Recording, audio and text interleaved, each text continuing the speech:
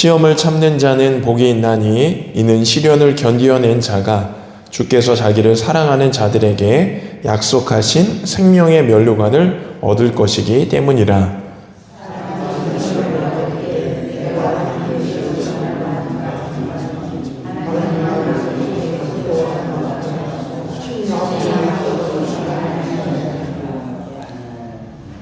오직 각 사람이 시험을 받는 것은 자기 욕심에 끌려 미혹됨이니 욕심이 잉태한 즉 죄를 낳고 죄가 장성한 즉 사망을 낳느니라.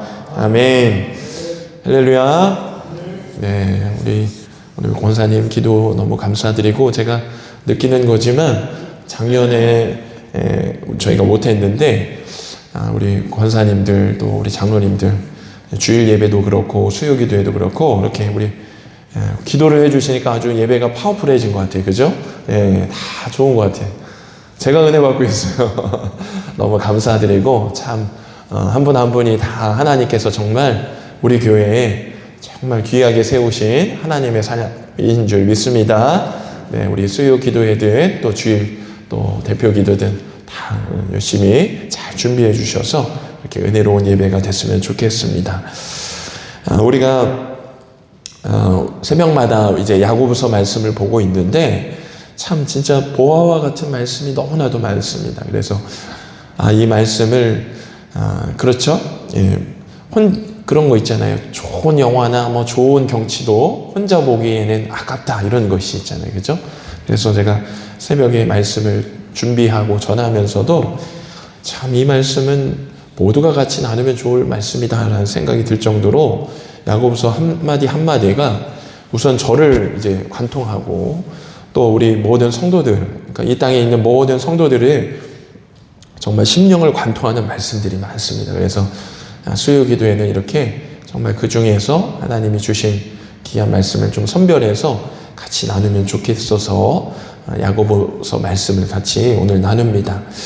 야고보서 1장에는 이제 시험에 대한 얘기가 나옵니다. 시험. 예, 시험에는 이 야고보서에서 오늘 읽은 말씀에는 두 가지가 나와요. 첫 번째로는 하나님이 허락하신 시험이 있어요. 그러니까 하나님이 연단과 우리의 믿음을 위해서 허락하신 시험이 있고, 또 오늘 13절, 그러니까 12절은 하나님이 허락하신 시험이고, 13절부터 진행되는 시험은 내 욕심으로 비롯된, 내 욕심으로 시작된 유혹이 되는 시험인 것이죠. 우리의 삶에도 이런 여러 가지 시험들이 있어요. 그래서 우리가 우리 자신에게든 혹은 또 다른 사람들에게 아유, 저 사람 시험 들었나 보다, 이런 표현 쓰시잖아요. 그러니까 그 시험이 도대체 어떤 시험인지 우리가 상투적으로 알고서 아유, 저 사람 시험 들었네, 나 시험 들었어, 이런 우리가 이미 알고 있는 시험보다는 오늘 우리가 나눈 이 말씀의 근거에서, 성경이 말하는 시험의 근거에서 정말 우리가 진짜로 하나님이 주신 시험 가운데 내가 있는지, 아니면 여전히 내가 몰랐는데 내 안에 있는 유혹과 욕심 때문에 일어난 시험인지 오늘 말씀을 통해 여러분 잘 분별하고 돌아가시면 좋겠습니다. 우리 먼저 12절 말씀을 같이 한번 살펴보기 원합니다. 12절 우리 같이 한번 읽어볼까요? 시작. 시험을 참는 자는 복이 있나니 이는 시련을 견디어낸 자가 주께서 자기를 사랑하는 자들에게 약속하신 생명의 면류관을 얻을 것이기 때문이라. 아멘. 자, 여기 야고보서에서 우리에게 중요한 첫 번째 교훈이 뭐냐면, 시험이 없는 사람이 복이 있다고 그랬어요? 아니죠. 뭐라고 되어 있어요? 시험을 참는 사람. 그렇죠? 그러니까 여러분, 하나님이 주신 시험을 왔을 때 여러분, 하나님 또 참게 하십니까? 이럴 수도 있지만 오늘 말씀에 근거하면 이 시험을 참는 과정 속에 반드시 복이 있구나, 이렇게 생각하셔야 돼요. 그러니까 하나님이 내게 주시는 그 시험 가운데에는 나를 미워하시거나 나를 벌주고 나를 저주하셔서 시험을 주시는 것이 아니라 반드시 이 시험 가운데, 하나님이 주시는 시험 속에서는 복이 있다라는 것입니다. 그리고 여기서 말하는 시험은요, 우리 자신을 무너뜨리는 시험이 아니에요. 사실은 그 시험은 우리가 13절부터 나오는 시험인데, 하나님이 주시는 시험은요, 우리로 하여금 단단하게 믿음을 이제 꽉 차게, 알차게 세워가고자 하는 하나님의 의지가 있으신 거예요. 하나님이 허락하시는 거예요. 그래서 우리에게 질병이 왔을 때 우리가 시험이 될 수 있어요. 하나님이 우리 가운데 질병을 주실 때가 있고, 또 가정 안에 또 여러 갈등들이 있을 수도 있고, 또 관계의 어려움일 수도 있고, 기도해도 당장 풀리지 않는 현실적인 어려운 상황이 있을 수 있습니다. 근데 하나님이 주시는 이 상황은 이렇지만, 이 상황 속에서 하나님이 주시는 시험이 찾아올 때는 우리가 그렇게 질문하게 되죠. 이 시험이 우리로 하여금 그렇게 질문하게 돼요.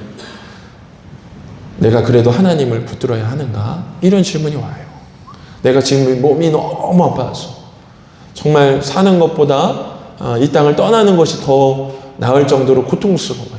그리고 주변 사람들에게 되게 지치게 하는 것 같아요. 그러면 우리는 인생에 대해서 이제 소망이 없게 되잖아요. 그럴 때 우리 마음속에는 질문이 던져지잖아요. 내가 이런 상황인데도 하나님을 붙들어야 되나? 그런 생각이 들어요.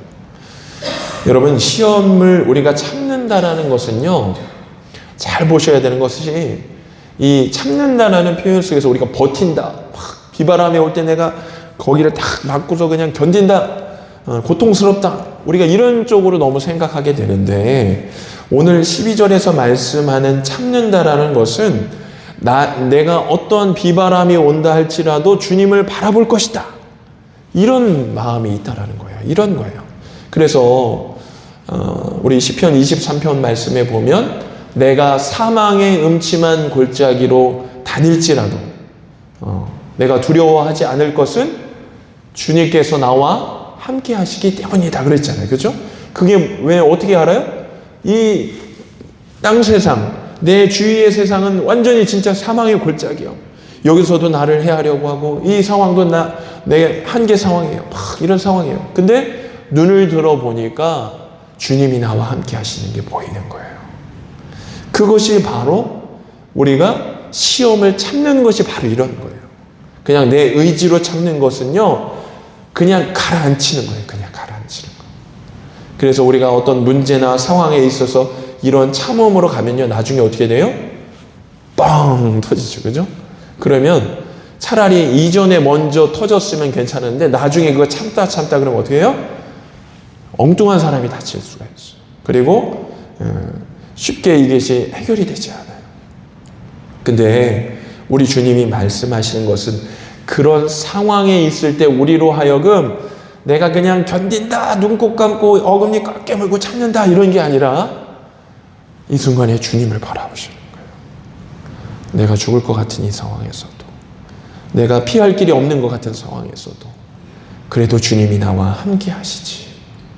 그리할 때 우리는 정말 시험을 참고 견디게 된 것입니다. 그때 우리 12절 마지막에 무엇을 하나님이 약속하셨어요? 생명의 면류관 얘기하셨어요. 여러분, 생명의 면류관은요, 우리로 참으면 뭘 주고 안 참으면 안 주고 이런 게 아니에요. 여러분, 마라톤 아시죠? 마라톤 선수들은 끝까지 뛰는 거예요. 끝까지 그 결승선을 향해서. 그때까지 얼마나 말하자면 여러 가지 어려움이 와요. 그러면 어떻게 해요? 그것을 결승점을 생각하면서 뛰는 것, 그것이 바로 생명의 면류관을 얻는 거예요. 그러니까 우리가 주님을 계속해서 바라보면서 끝까지 완주할 때 우리에게 주시는 그것이 바로 생명의 면류관인 거예요. 그래서 아마 저와 여러분은 이 땅에 살아가는 동안에는 계속해서 여러 가지 하나님이 주시는 시험이 있을 수 있어요. 그러나 그 시험은 우리를 괴롭게 하는 것이 아니라 우리로 하여금 하나님을 더욱 확실하게 바라보고 하나님을 더욱 반듯하게 의지해서 정말 우리의 인생이 하나님 앞에 완전히 사로잡힌 그러한 인생이 되도록 하신다라는 거예요. 여러분, 다윗, 아까 얘기했지만 다윗에게 하나님이 다윗이 그런 인생을 살았잖아요. 그러니까 하나님이 다윗에게 어떤 복을 주셨어요? 우선은 내 마음에 합한 착한 사람이다. 이런 칭찬을 해주셨어요. 여러분 옆에 여러분 마음에 딱 맞는 사람이 누구세요? 라고 물어보면 여러분 떠올리는 분이 있어요? 이 사람은 나랑 진짜 마음이 찰떡궁합. 그런 사람이 있어요? 그런 사람이 있기를 축복합니다. 근데 우리 주님이 내 마음에 딱 그런 찰떡궁합이 누구라 그러셨어요? 다윗이라 그랬어요. 근데 왜 그랬어요? 다윗이 어떤 상황이어도 주님을 먼저 바라보고 주님의 뜻을 먼저 결정하는 거예요. 그래서 하나님이 나중에 다윗을 목동에서 왕으로 세우시고 왕의 가문을 이어가셔서 자녀들도 속속이고 자손들도 다 속속여요. 다윗의 가문들 쭉 보세요. 온전한 그 자손들이 없어요. 근데 하나님이 어떻게 해요? 계속해서 참으셔요. 그러면서 누구를 얘기하실까요? 자손들에게 다윗을 얘기하셔요. 사랑하는 성도 여러분, 우리가 하나님을 시험 가운데서 바라보는 것은 우리에게도 영광스러운 일일 뿐만 아니라 하나님이 우리의 자녀와 자손까지도 정말 우리의 믿음을 통해서 의로운 길을 보여주시는 그 은혜가 있었다라는 거예요. 바라기는 저는 저와 여러분, 우리 초대교회 모든 성도님들이 다윗에게 주셨던 그 은혜와 소망이 있기를 간절히 축원드립니다. 네, 우리 이제 다음 절 말씀을 같이 볼까요? 우리 13절 말씀 같이 읽어보겠습니다. 시작. 사람이 시험을 받을 때 내가 하나님께 시험을 받는다 하지 말지니 하나님은 악에게 시험을 받지도 아니하시고 친히 아무도 시험하지 아니하시느니라. 아멘. 자, 앞에 뭐 시험 얘기했다가 뒤에는 또 딴 얘기 하시네요. 이렇게 하는 게 아니라 앞에는 하나님이 우리의 믿음 정도를 확인하는, 말하자면 테스트죠. 그러한 시험이었고, 이제 진짜 우리가 대부분이 겪고 있는 시험인데, 우리가 하나님이 주시는 시험이 아니라 바로 우리 안에 죄로 향하게 만드는 시험, 그 시험이 있다라는 거예요. 근데 이 시험은요, 하나님으로부터 온 것이 결코 아니에요. 왜냐하면 하나님은 거룩한 분이시고 우리를 온전하게 하시고 우리를 단단하고 성숙한 신앙으로 만드시는 것이 목적이지, 우리를 너 죄로 한번 가봐라, 죄로 갔다가 끌어냈다가 죄로 갔다가 끌어냈다가, 우리를 장난감처럼 그렇게 하시는 분이 아니라니까요. 그러니까 우리가 어떤 상황이 이었을 때, 그것이 나에게 시험 드는 상황 같을 때 잘 고백하셔야 돼요. 이것이 하나님이 나를 믿음으로 세우기 위한 시험이면 그것은 하나님이 주신 게 맞을 수 있으나, 내가 계속해서 이 어떤 상황 때문에 죄로 향하고 기도가 멈추고 불평이 쏟아지고 내 안에 분노가 일으켜지고, 그거는 하나님이 주는 시험이 아니라는 거예요. 결과가 다르다는 거예요. 주님이 주는 시험은 우리로 하여금 성숙하게 가지만, 내가 붙드는 내 욕심과 내 감정 때문에 붙드는 시험은요, 반드시 그 결과가요, 부정적이고 나를 파괴하고 나를 마이너스 되는 그 결과가 나온다니까요. 그러니까 여러분 오해하시면 안 돼요. 자, 우리 14절 말씀 읽겠습니다. 14절. 우리의 시험의 정체가 나옵니다. 같이 읽습니다. 시작. 오직 각 사람이 시험을 받는 것은 자기 욕심에 끌려 미혹됨이니. 아멘. 자, 이제 우리가 받는 시험에 대한 그 정체가 드러났어요. 근데 여기에는 자기 욕심이라 그랬어요.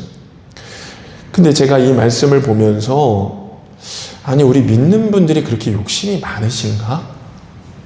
라는 생각이 들었어요. 근데 사실 우리는 그렇게, 여러분 욕심 많으세요?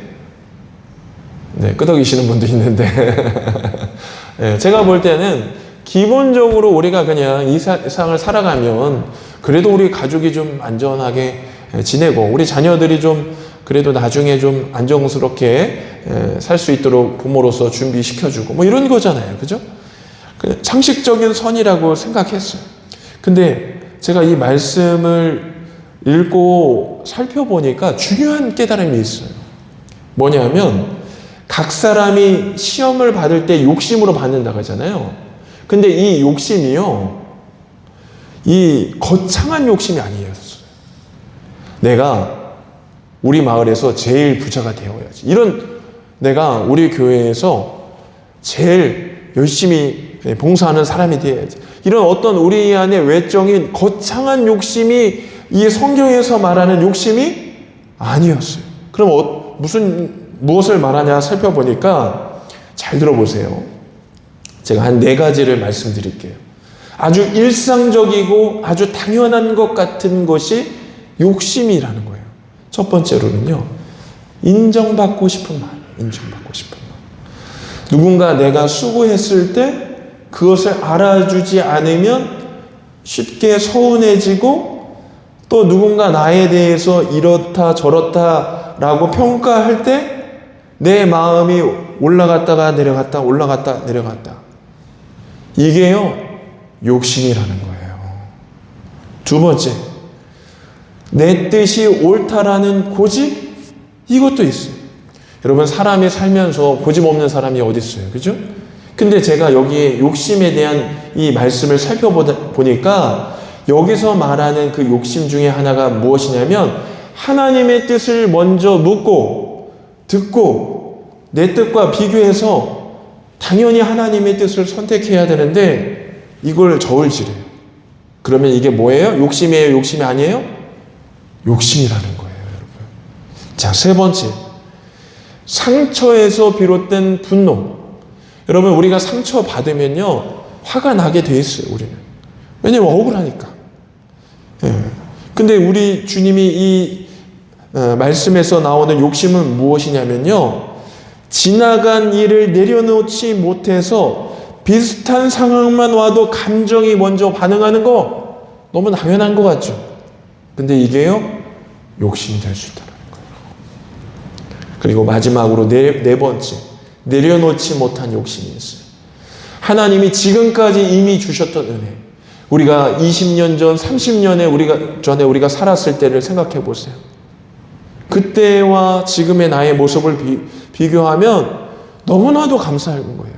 너무나도 진짜 박수치고 춤을 출 수 있는 상황인데, 이미 받은 은혜에는 조금도 만족하지 못하고 지금에 있어서는 불평하고 원망하는 거, 더 가져야 한다는 생각이 드는 거, 그것이 무엇이에요? 욕심이라는 거예요. 제가 이걸 알고 깨달고 놀랬다니까요. 각 사람이 시험을 받는 것은 거창한 욕심 때문이 아니구나. 어떻게 보면 내 안에 일상적으로 나오는 그것들이지만 말씀과 부딪히는 부분이면은 그게 욕심이 될 수 있다라는 거예요. 그것이 죄로 향하는 시험과 미혹이 될 수 있다라는 거예요. 그때 여러분, 우리가 근데 정말 이 4가지를 모른 채 가다 보면요, 그렇게 돼요. 환경이 나를 이렇게 만들었어. 나만 이런 거예요? 다른 사람도 다 그래요. 내 상황이 돼보세요. 근데 그것을 내가 욕심이라고 생각하지 않잖아요. 그것이 다른 사람도 그렇고 이전에 믿음 생활했던 분도 그렇고 다 그렇지 않아요? 그러나 성경이 말하는 것은 그것조차도 욕심이라는 거예요. 사랑하는 성도 여러분, 저와 여러분들이, 저도 이 말씀을 준비하면서 굉장히 충격을 받았어요. 우리가 기본적으로 갖고 있는 일반적인 상황 속에서 갖게 되는 기본적인 소양 역시도 우리가 욕심이 될 수 있다는 거예요. 그러면 어떻게 해요? 그 결과를 보면 알아요. 이러한 부분에서 우리 안에 응어리가 지잖아요. 기도의 자리 나오기가 어려워요. 그리고 내 생각을 합리화시켜요. 분별이 안 되게 되죠. 내가 지금 나의 욕심 때문에 시험 드는지 환경 때문에 시험 드는지 분별이 안 돼요. 저는 저와 여러분들이 내 경험에 근거한 시험을 분별하는 것이 아니라 우리 주님이 주신 말씀에 근거해서 거창한 욕심이 아니더라도 작은 욕심이라도 하나님 앞에 분별하셔서 정말 여러분 시험을 이기고 시험에서 승리하는 저와 여러분들 되기를 간절히 축원드립니다. 우리 마지막 15절 말씀 같이 읽겠습니다.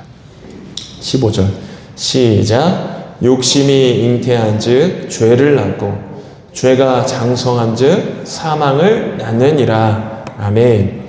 자, 이것은 무엇이에요? 작은 우리 안에 거창하지 않은 정말 이 정도까지 되나? 라는 그 욕심. 그것이 나중에는 어떻게 해요? 사망까지 낳는다는. 제가 아는 목사님이 그 목사 안수를 받기 전에 하나님께 기도를 하는데 여러 가지 어려운 상황들이 많으셨어요. 근데 여러분이 이제 목사가 안 돼 보셔서 모르겠지만 그 목사 안수 받는 날이에요. 그 장례식 같아요, 장례식. 왜요? 이제 나는 나를 위한 삶이 확실히 주어지고, 이제 내가 가던 그 길은 나뿐만 아니라 나와 함께하는 나의 가족 역시 주님을 위해서 살아가는 거예요. 그러면 이제는 내가 지금까지 원하고 바라던 그것들을 그 전날에 다 정리해야 되는 거예요. 그러니까 그런 마음이 있는 거예요. 근데 저 말고 그 목사님도 그런 거죠. 그 마음에 결정을 하고 들어가야 되니까. 그래서 이렇게 가운 옆에 이렇게 스토리라고 하죠. 되게 멋져 보이잖아요. 이렇게 띠 같은 거. 이게 뭐예요? 멍에요, 멍에. 이 멍에 있죠? 소. 주인이 이걸 해가지고 농기계 어릴 적 있었잖아요. 그죠? 그거예요. 되게 멋스럽게 했지만 사실은 그 목회자들이 갖고 있는 이 스토리, 사실은 주님이 일로 치면 일로 가고 절로 치면 절로 가라. 그거예요. 그러니까 이 목사님이 자기 미래를 생각하는 거예요. 자기가 나중에 이제 결혼한 지 얼마 안 돼서 이제 아기가 있는데 나중에 이 아이가 중학교도 가고 고등학교도 가고 대학교도 가야 하잖아요. 그죠? 그러면 어떻게 해요? 아유, 우리 아이 그래도 고등학교 가서 학원비라도 어떻게 줄 수 있으면 좋을 텐데, 이런 생각 안 되겠어요?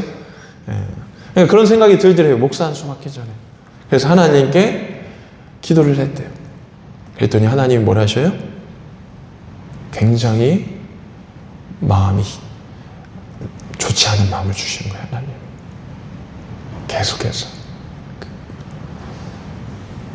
그래서 하나님이 그 목사님의 지금 어떤 모습인지를 보여주셨대요. 그게 뭐예요? 이 뒤에, 잘 보세요. 여러분 보세요. 이 뒤에 이렇게 뒤에 뭘 감추고 있어요. 그러면서 주님, 저는 이제 주님을 위해 평생 살아가겠습니다. 이러는 자신을 보여주신 거예요. 이 뒤에 이게 뭐예요? 하나님, 그래도 우리 가족이 삼시세끼는 먹고 살아야 하잖아요. 하나님, 우리 가족이 그래도 우리 자녀들이 학교는 가야 하잖아요. 그거예요. 그거 마지막에 이 붙들고 있는 것을 97% 순종을 해도 이 뒤에 있는 걸 하나님 보신 거예요. 그 뒤에 있는 것 포기하신 거예요. 그러면서 그 목사님이 목사 안수 받기 전에 주님, 저는 이제 죽었습니다. 이것까지 다 내려놓고 이제 주님이 행하여 주시옵소서. 주님이 보실 때는 자녀를 낳고 가정을 꾸리는 것, 그 앞길까지의 그것조차도 욕심이라는 거예요. 욕심. 사랑하는 성도 여러분, 작은 것 같지만 그것이 점점점 커지면 죄가 되고, 죄가 커지면 어떻게 돼요? 교만해지고 사망이 되는 거예요. 그래서 성도님을 말할 것도 없이 목사님들 넘어지잖아요. 그죠? 그게 바로 이런 거예요. 뒤에 무언가를 숨기고 있는 거예요. 저는 저와 여러분들이 기꺼이 여러분 뒤에 숨기고 있는, 여러분 안에 거창하진 않지만 여러분이 아직도 내려놓지 못하는 그 욕심이 있다면 하나님이 조명해 주실 거예요. 그것을 꺼내놓고 주님 앞에 맡겨드림으로 진정한 자유를 누리시기를 축복합니다. 그래야지 승리할 수 있어요. 안 그러면 이게 계속해서 문제가 되는 거예요. 말하기는 우리 사랑하는 성도 여러분, 정말 시험이 우리에게 없을 수는 없지만 그 시험, 하나님이 주신 허락하신 시험은 잘 참아내시고, 또 우리 안에 욕심으로 드러나는 그 시험들은 잘 분별하셔서 괜히 엉뚱한 하나님, 괜히 엉뚱한 환경, 괜히 엉뚱한 사람 탓하지 마시고 우리 속에 은밀하게 감추어 놓은 하나님이 보실 때에 작지만 욕심이 되는 그것을 내려놓으시고 주님의 나라와 일을 위해서 힘있게 살아가시는 저와 여러분들 되기를 주 예수 그리스도의 이름으로 간절히 축원드립니다. 기도하겠습니다. 거룩하신 하나님 아버지,